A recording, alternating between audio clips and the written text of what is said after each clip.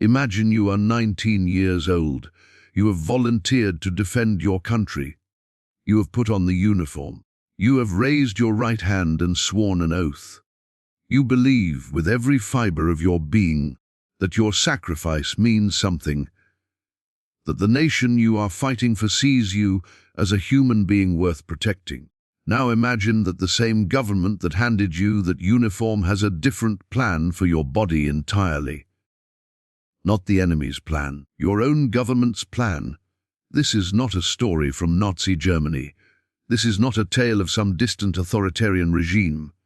This happened here, to American soldiers, and it was hidden from the public, buried in classified files, scrubbed from official records, denied outright for decades.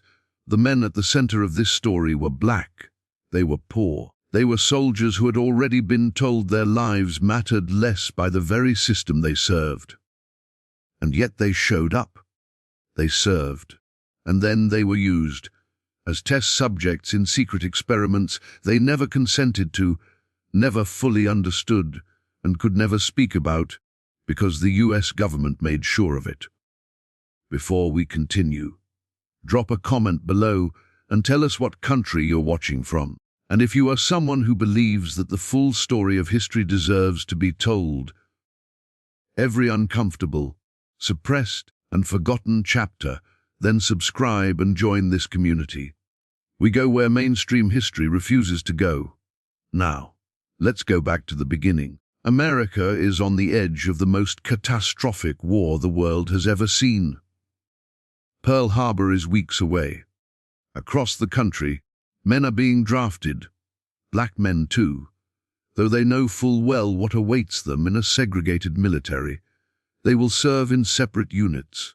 They will be given inferior equipment. They will be denied promotions that white soldiers receive as a matter of course. They will fight for a democracy that does not fully extend to them. But they will fight anyway, because they believe, they have to believe, that their service will mean something, that it will prove something, that one day the country they are defending will finally see them as equal. They have no idea what some of the men in white lab coats are already planning. Deep within the US Army's research apparatus, a question is being asked that should disturb every American who hears it. The question is this: are black soldiers more resistant to certain chemical weapons than white soldiers? Is their skin, and this was actually written down, actually discussed in official memoranda, biologically different in a way that could be militarily useful? The answer the Army settled on, before a single experiment was even run, was let's find out. Let's find out by doing what scientists do, by testing. By subjecting human bodies to mustard gas and Lewisite and a cocktail of other chemical agents, and by ensuring that the bodies being tested on were disproportionately and deliberately black. This is the story of the Chemical Warfare Service experiments. This is the story of what the US military did to its own soldiers in the name of science. And this is the story of how it stayed hidden for more than 50 years, while the men who survived it suffered in silence, denied treatment, denied acknowledgement, denied even the basic dignity of being told what had been done to them. What happened next shocked everyone who eventually learned about it. But that story begins with a man named Rollins Edwards. Rollins Edwards was a black soldier from South Carolina. He was 20 years old when he was sent to a training facility in Florida in 1944. He was told he was going to participate in a test of new military clothing and equipment. It sounded routine. It sounded like the kind of thing soldiers did all the time. He was a private first class. He did what he was told. What he was not told was that the test involved mustard gas. Mustard gas. The chemical agent that had blinded and burned and killed hundreds of thousands of soldiers in the First World War. The substance that was so horrific, so indiscriminate in its destruction of human tissue, that the Geneva Protocol of 1925 had banned its use in warfare. That mustard gas. Rollins Edwards was led into a gas chamber. He was exposed. And then, when the experiment was over, he was told to go back to his unit and say nothing. No treatment, no follow-up, no explanation. He didn't know for decades what had happened to him. He just knew that every summer, when the temperature rose, the skin on his arms would begin to crack and blister. He knew that something was wrong with his lungs. He knew that he had been changed permanently by something that had been done to him in that chamber. He thought it was his fault somehow. That was the cruelest part of it all. But Rollins Edwards was not alone, not even close. Between 1942 and 1945, the U.S. Army's Chemical Warfare Service conducted systematic experiments on American soldiers using mustard gas and other chemical weapons. The experiments were designed to test the effectiveness of protective gear, but they were also explicitly designed to test racial differences in susceptibility to chemical burns. And in that second category, black soldiers, Puerto Rican soldiers, and Japanese American soldiers were deliberately sought out as test subjects. Think about what that means for a moment. The United States military, while fighting a war against the Nazis, who were at that very moment conducting their own horrific medical experiments on Jewish prisoners, Romani people, and others they deemed subhuman, was simultaneously running its own race-based medical experiments on its own soldiers. The irony is almost too dark to absorb. But here is the thing about dark ironies: they rarely emerge from nowhere. They have roots. They have histories. And to truly understand what happened in those gas chambers in the 1940s, you have to go further back, much further back. Because the U.S. government's willingness to use black bodies as medical test subjects did not begin with World War II.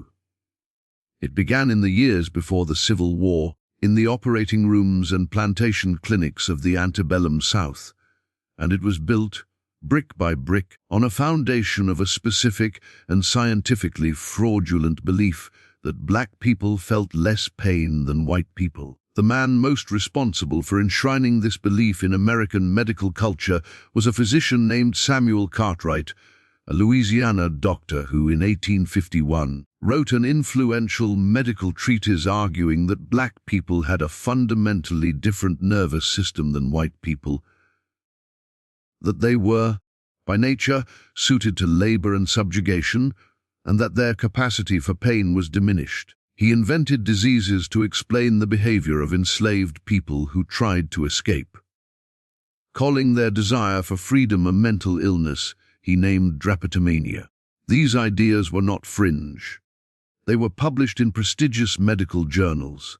They were taught in medical schools. They became part of the intellectual scaffolding of American medicine, and they did not disappear after the Civil War.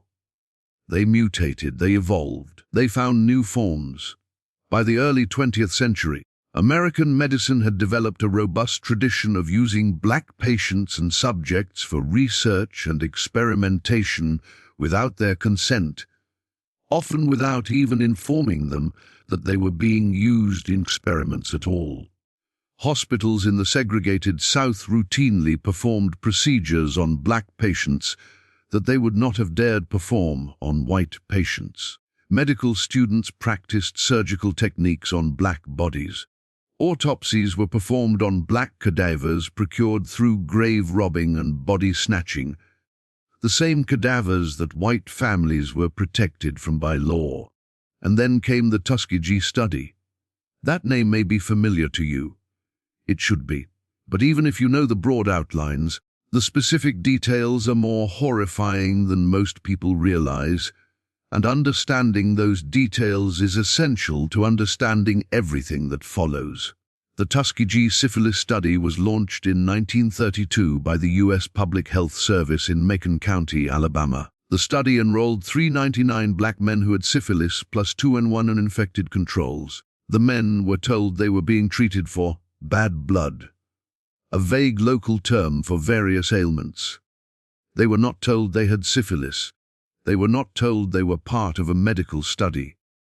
They were not treated. The entire point of the study was to observe what happened to black men with untreated syphilis as the disease progressed to its final stages. The researchers wanted to see the neurological deterioration, the cardiovascular damage, the organ failure.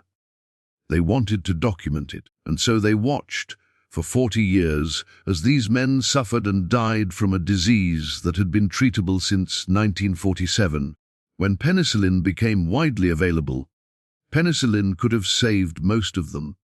The researchers knew this, and they continued the study anyway. The Tuskegee study did not end until 1972, when a whistleblower named Peter Buxton, a public health service venereal disease investigator, leaked information about the study to the press. The resulting public outcry was massive. Congressional hearings were held, laws were passed. The National Research Act of 1974 established the first federal regulations requiring informed consent for human research subjects, but the men who had been experimented on were gone or dying. And the damage to their bodies, to their families, to the trust of Black Americans in the medical system was permanent. Here is what most people don't know: Tuskegee was not an anomaly. It was not a rogue operation run by a few mad scientists in a backwater Alabama county. It was part of a pattern, a long, deliberate, institutionalized pattern of using black bodies for medical research without consent, without disclosure, without accountability. And the chemical warfare service experiments of World War II were part of that same pattern. Let's go back to those experiments. Let's go back to what actually happened in those chambers and those test sites. Because the details matter. They always matter. The Chemical Warfare Service had research facilities scattered across the United States. The main testing site was at Edgewood Arsenal in Maryland, but there were also facilities in Florida, Mississippi, Georgia, and other locations. The experiments took place in a variety of settings: gas chambers, outdoor test fields, and what were called patch tests, where chemical agents were applied directly to a soldier's skin and left for varying amounts of time to observe the results. Soldiers were recruited for these experiments through a process that can only be described as coercive. They were approached by officers and told that they were needed for a special assignment. Refusing was not presented as an option or was made to feel impossible by the power dynamic between enlisted men and their superior officers. Many of the men who participated have said, in interviews conducted decades later, that they did not feel they had a choice. The experiments themselves were brutal. Men were placed in sealed rooms and exposed to mustard gas or Lewisite. They were told to take off their protective gear at certain intervals to test how quickly the chemicals acted on unprotected skin. They were exposed in their sleep. In some cases, chemicals applied to their skin while they slept in barracks designed to test whether the agents could penetrate sealed buildings. The burns from mustard gas are not like ordinary burns. Mustard gas is a vesicant, a blister agent. It does not cause immediate pain. That is part of what makes it so insidious. A soldier exposed to mustard gas might not feel anything for several hours, and then the blisters begin. Large, fluid-filled blisters on the skin, on the corneas of the eyes, in the lungs. The blisters burst and leave raw, weeping wounds. The lungs fill with fluid. In severe cases, the process continues internally for days. The black soldiers who were subjected to these experiments in Florida and other southern facilities were, in many cases, exposed to higher concentrations of chemical agents than white soldiers. This was deliberate. The researchers wanted to test whether, as their racist hypothesis suggested, black skin was more resistant to chemical burns. They needed, in their calculus, to use higher doses to get comparable results. What they found, and this is important, was that black soldiers were not more resistant to mustard gas than white soldiers. They suffered the same injuries. They experienced the same long-term health effects. The entire premise of the race-based experiments was built on pseudoscience. But the men doing the suffering did not know that. And the men doing the experimenting did not seem particularly troubled by the human cost of disproving their hypothesis. After the experiments, the soldiers were instructed, ordered not to speak about what had happened. Some were made to sign papers. Some were simply warned, in the blunt language of military authority, that what they had participated in was classified. They went back to their units. They went to war. Some of them died in combat. Others came home, and then they spent the rest of their lives trying to figure out why their bodies would not stop hurting. Charles Caviness was one of them. A black veteran from Indiana, Caviness was exposed to mustard gas during a test at a facility in Florida in 1944. He was 21 years old. After the war, he returned to Indiana and tried to build a life. But his health never recovered. His skin was chronically damaged. His lungs were compromised. He went to the Veterans Administration for treatment, and he was denied. He was told there was no record of his participation in any chemical weapons test. He was told, in essence, that it had not happened. This denial, systematic, bureaucratic, total, is one of the most devastating elements of this story. The men who had been experimented on were not just denied treatment. They were denied existence. The records of their participation had been classified, sealed, in some cases destroyed. When they tried to tell their stories, they were disbelieved. When they tried to access their medical records, those records had vanished. They were gaslighted by the institution that had used them, and so many of them did what people do when the system tells them their experience did not happen. They internalized it. They went silent. They lived with their injuries as though the injuries were their own fault, as though they had simply gotten sick, simply aged poorly, simply failed to take care of themselves. They did not know what had been done to them had a name. They did not know there were hundreds of others who had experienced the same thing. That silence lasted for almost 50 years. The story began to crack open in 1991, when a national public radio journalist named Caitlin Hovan began investigating rumors of chemical weapons tests on American soldiers during World War II. She found veterans who were willing, finally, to talk. Men in their 70s and 80s, men who had carried this secret for half a century, who were now, at the end of their lives, ready to tell the truth. The stories they told were consistent. Eerily, heartbreakingly consistent. The same details appeared again and again across interviews with men who had never met each other, who lived in different states, who had served in different units. The gas chambers, the blisters, the orders to stay silent, the decades of unexplained health problems, the denials from the Veterans Administration. The NPR report that emerged from these interviews in 1991 was a bombshell. It sparked a congressional investigation. The Department of Defense was forced to acknowledge, for the first time publicly, that the tests had taken place. An official acknowledgement, grudging, carefully worded, stripped of any admission of wrongdoing, was issued. But here is the part that will make your blood run cold even after the acknowledgement. The full scope of what had been done was not disclosed. The number of men tested, the specific nature of the race-based experiments, the fact that the entire enterprise had been built on a racist hypothesis about black biology. These details were buried in official language, minimized in press releases, drowned out by the noise of a media cycle that moved on. The veterans who were still alive received no compensation, no apology from the president, no formal acknowledgement of the specific racial dimension of what had been done to them. It would take another 3 years, until 1994, for the National Academy of Sciences to produce a comprehensive report documenting the full scope of the experiments. That report estimated that up to 60,000 soldiers had been used in chemical weapons tests during World War II.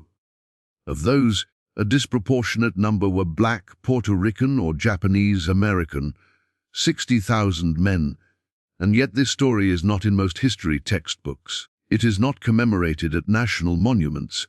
It is not the subject of major Hollywood films or prime-time television specials. It is, in the most precise sense of the word, forgotten.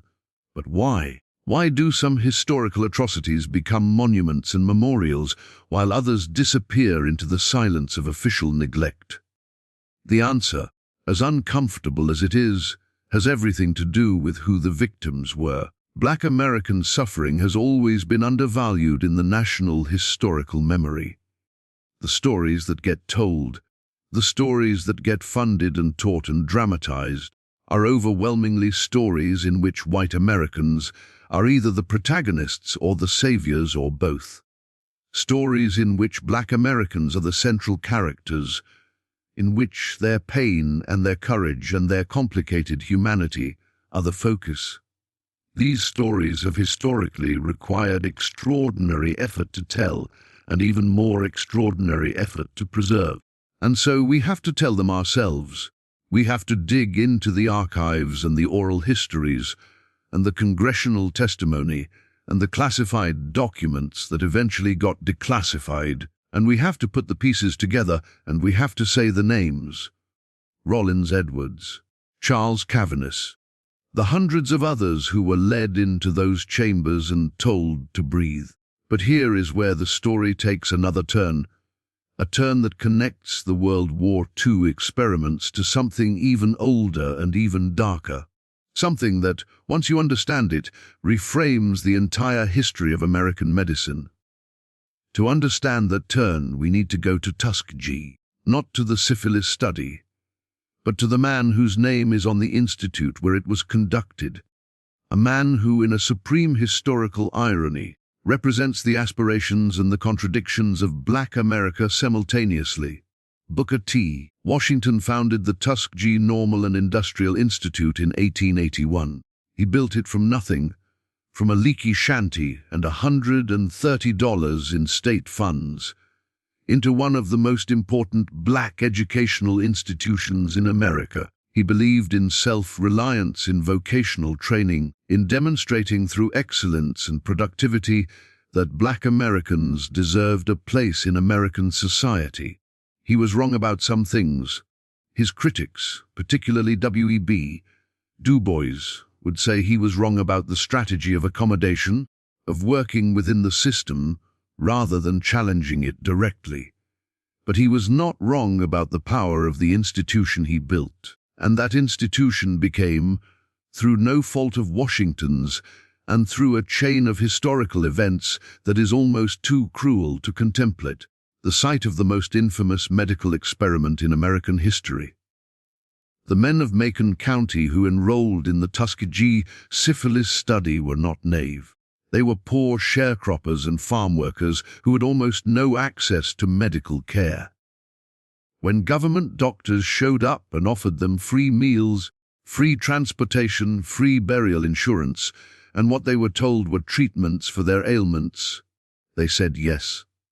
Of course they said yes. They had been offered nothing by the American medical system for their entire lives. Now something was being offered. It was not treatment, it was observation, it was data collection, it was the systematic documentation of their dying. The men who enrolled in the Tuskegee study in 1932 were, on average, in their late 30s and 40s. By the time the study was exposed in 1972, the original participants were in their 70s and 80s. Many had already died, not just from syphilis, but from the cardiovascular complications of untreated syphilis, from strokes and heart attacks that penicillin, available since 1947, could have prevented. Some of them had unknowingly infected their wives. Those wives had infected their children in utero. The ripple effects of the study extended far beyond the men themselves. And here is what the men who ran the study knew and documented in their own internal communications. They knew the men were dying. They knew the deaths were preventable. They discussed it in memos and in letters and in conference papers. They debated among themselves whether the study should continue, and they always reached the same conclusion: yes, continue, because the data was too valuable to lose. Think about what that means. The lives of hundreds of black men, their suffering, their deaths, the suffering they unknowingly visited on their families, were weighed against the value of data. And the data won. This is what institutional racism looks like when it is wearing a white lab coat. But we need to go deeper still, because the Tuskegee study and the chemical warfare service experiments are not the only chapters in this story.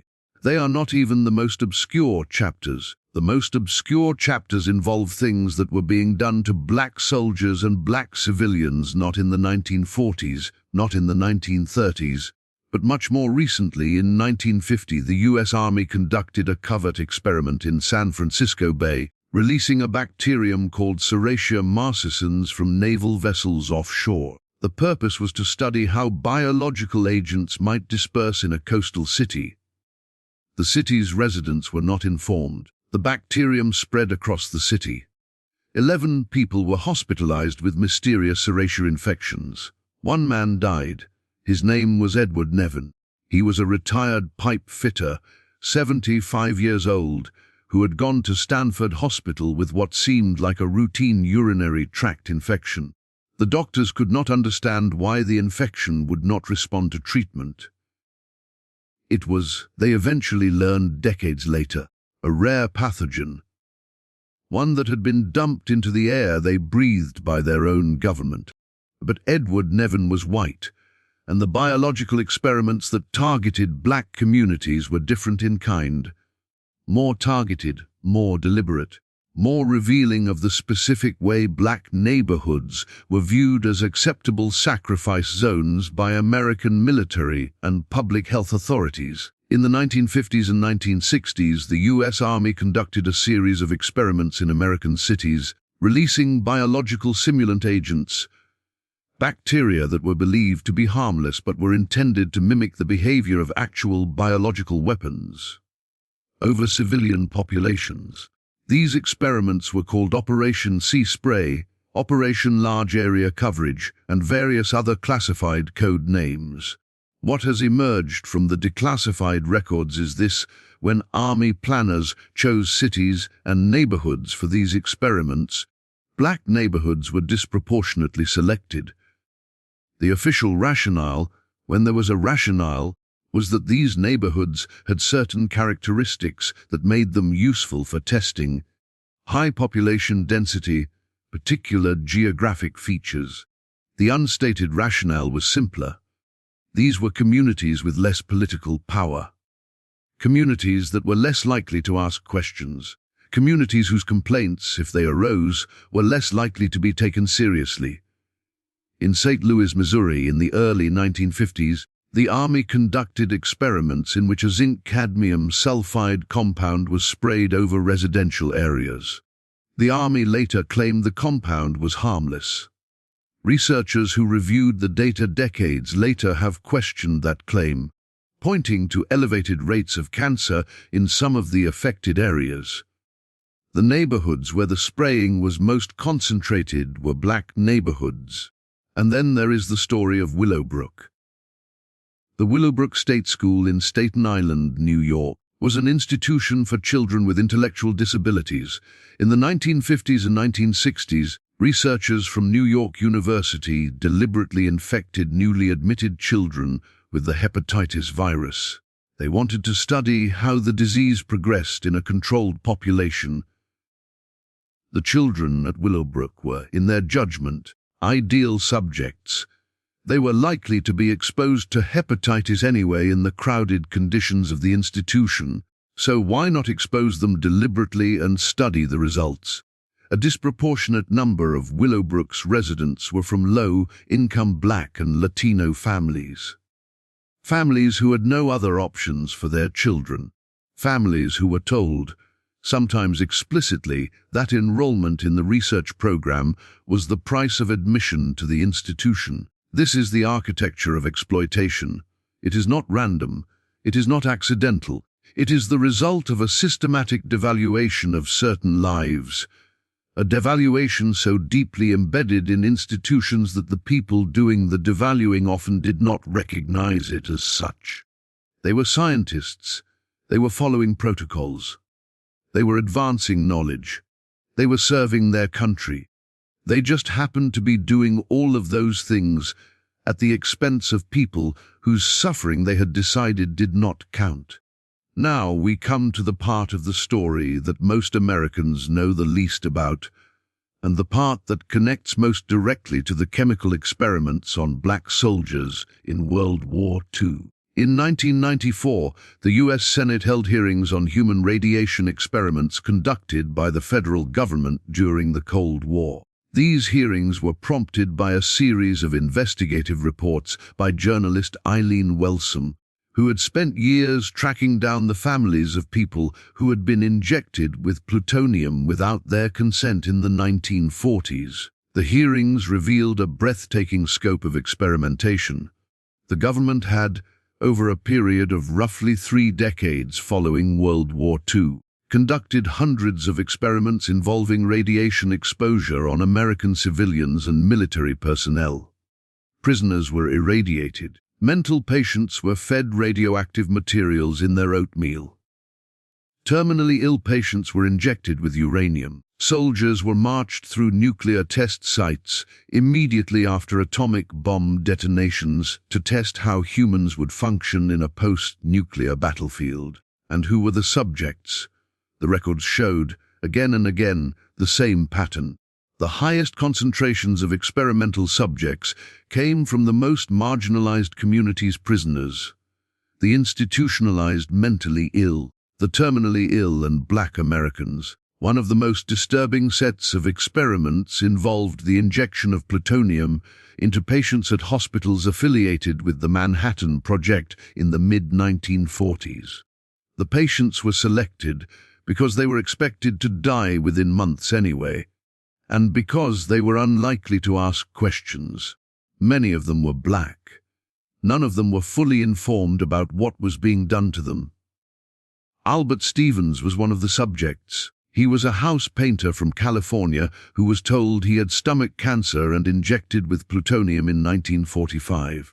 It turned out he did not have stomach cancer. The original diagnosis was wrong. He survived, and he spent the remaining 21 years of his life carrying plutonium-239 in his body, subjected to periodic examinations by researchers who monitored how his body processed the radioactive material and told nothing about what had been done to him. Eb Cade was a black construction worker in Oak Ridge, Tennessee, who was injured in a car accident in 1945. While he was being treated for his injuries, he was injected with plutonium without his knowledge or consent. Cade eventually discharged himself from the hospital after becoming suspicious. He died in 1953. It is not clear how much his plutonium exposure contributed to his death. These are not anomalies. These are case studies in a systematic practice. The use of black, poor, and institutionalized Americans as research subjects in experiments they did not agree to and were not informed about. And the practice was not limited to a few rogue scientists. It was funded by the federal government. It was conducted at prestigious research universities. It was published in scientific journals. The only thing that was kept secret was the identity of the subjects, because the subjects could not be named. To name them would have been to acknowledge what had been done to them. Now here is the turn that brings everything together. The turn that connects the past to the present in a way that should alarm every American alive today. In 2011, a revelation emerged that sent shockwaves through the public health community. It turned out that between 1946 and 1948, American researchers from the U.S. Public Health Service had conducted experiments in Guatemala in which they deliberately infected Guatemalan soldiers, prisoners, mental patients, and sex workers with syphilis and other sexually transmitted diseases. The purpose was to study the effectiveness of penicillin treatment. The lead researcher on these Guatemala experiments was Dr. John Cutler. John Cutler was also one of the key figures in the Tuskegee syphilis study. The same man, the same mind, the same willingness to use the bodies of people he considered expendable in the service of scientific knowledge. The Guatemala experiments were classified. They were not disclosed to the Guatemalan government or to the Guatemalan people. They were not disclosed to the research subjects, and they remained unknown until 2010, when historian Susan Reverby discovered records of the experiments in the papers of Dr. John Cutler at the University of Pittsburgh. When the experiments were publicly revealed in 2010, President Barack Obama called Guatemala's president personally to apologize. A formal apology was issued by both the Secretary of State and the Secretary of Health and Human Services. The experiments were condemned as reprehensible, and yet the Tuskegee study, which Cutler also worked on, which was conducted on American soil, on American citizens, resulted in no such personal presidential apology until 1997. 25 years after the study was exposed, the survivors and the families of those who had died waited 25 years for a sitting president to say the words, "I am sorry." Bill Clinton delivered that apology on May 16, 1997. The 8 surviving participants of the original study were present. They were old men, men in their 80s and 90s, who had carried the knowledge of what had been done to them for decades. Clinton said, "The United States government did something that was wrong, deeply, profoundly, morally wrong. It was an outrage to our commitment to integrity and equality for all our citizens." The words were the right words. The sentiment was genuine. But words do not undo decades of suffering.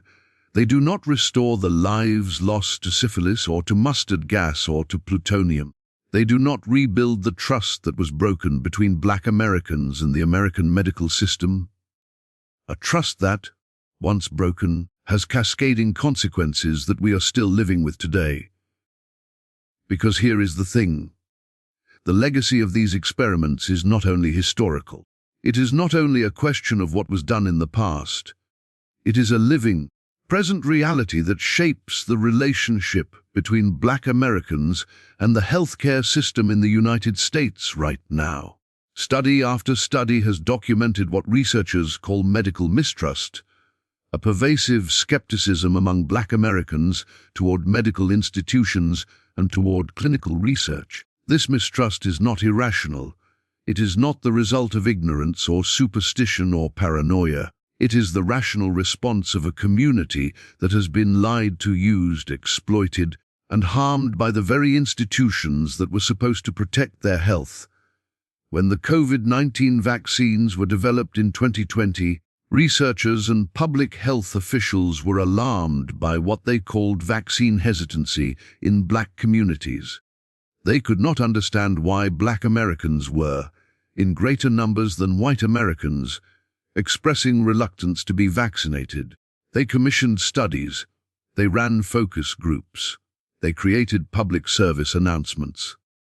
What they could not quite bring themselves to say in most of their public communications was this: Black Americans were hesitant because they had reasons to be hesitant. They had Tuskegee. They had the chemical experiments. They had the radiation studies. They had Willowbrook. They had 100 years of documented, undeniable evidence that the American medical and public health establishment was willing, when it suited its purposes, to sacrifice Black bodies in the name of science. That knowledge is not paranoia. That knowledge is memory. And memory is one of the ways that communities protect themselves when no one else will. But there is another dimension to this story that we have not yet fully explored. The dimension of what the experiments revealed about the men who designed and conducted them. Because these were not monsters. That is the hardest part. They were not the caricature of the mad scientist cackling over their victims. They were educated men. Many of them had gone to the finest universities in the country. Many of them believed, with genuine conviction, that they were doing important work, that they were advancing knowledge, that they were serving their country. This is the true horror of systemic racism. It does not require monsters. It requires ordinary people who have been taught, by the institutions that shape them, that certain lives are worth less than others, who have absorbed, from the culture around them, a hierarchy of human value in which some bodies are for protecting and others are for using, who do their work, follow their protocols, write their papers, and never stop to ask whether the people they are experimenting on might feel pain the same way they do, because they have been told, in 100 different ways, that those people do not feel pain the same way. Samuel Cartwright's ghost haunts those gas chambers in Florida. It haunts the wards of the Tuskegee Veterans Hospital. It haunts the rooms where plutonium was injected into black men who had come in injured and vulnerable and trusting. The pseudo-scientific belief that black people feel less pain, that their suffering is biologically less significant, did not die with Cartwright in 1863. It mutated. It found new expression in the research designs of the Chemical Warfare Service. It found expression in the study protocols of the Public Health Service. It found expression, as recent studies have documented, in the prescribing practices of physicians and emergency room doctors in the 21st century. A 2016 study published in the Proceedings of the National Academy of Sciences found that a substantial portion of medical students and residents believed at least one false medical belief about biological differences between black and white patients. Among the false beliefs held by these students that black people have thicker skin than white people, that black people have less sensitive nerve endings, that black people's blood coagulates more quickly. These beliefs, direct descendants of Samuel Cartwright's 19th century pseudoscience, were influencing clinical decisions. Doctors who held these beliefs were less likely to prescribe adequate pain medication to black patients. They were less likely to take black patients' reports of pain seriously. They were less likely to recommend appropriate treatment. The experiment never really ended. It just moved to a different room. Now we come to the final chapter of this story. The chapter that takes everything we have learned about the gas chambers and the syphilis studies and the radiation experiments and the biological spray tests and places it in the context of a single, powerful, devastating question. What do we owe the dead? Rollins Edwards died in 2009. He was 84 years old. In the years before his death, after NPR broke the story in 1991, and after the Department of Defense acknowledged the experiments, he spoke publicly about what had been done to him. He showed reporters his arms, the scars and discoloration that had never healed, that had marked him for 65 years. He described the gas chamber in Florida. He described the orders to keep silent. He described the decades of unexplained pain. He never received a formal apology from the United States government. He never received compensation. He did receive, eventually, the acknowledgement that his participation in the experiments was real, that the records of it had been found, that he had not imagined it. In 1993, the Department of Defense began a program to identify veterans who had participated in the tests and provide them with this acknowledgement. But acknowledgement is not accountability. Acknowledgement says this happened. Accountability says we are responsible, and here is what we will do about it. The United States government has never fully achieved accountability for what was done to the black soldiers in those gas chambers.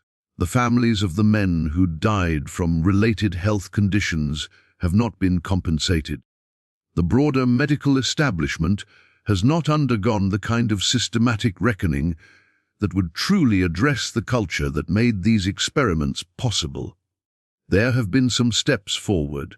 The creation of federal regulations requiring informed consent in human research following the Tuskegee revelations was a genuine reform.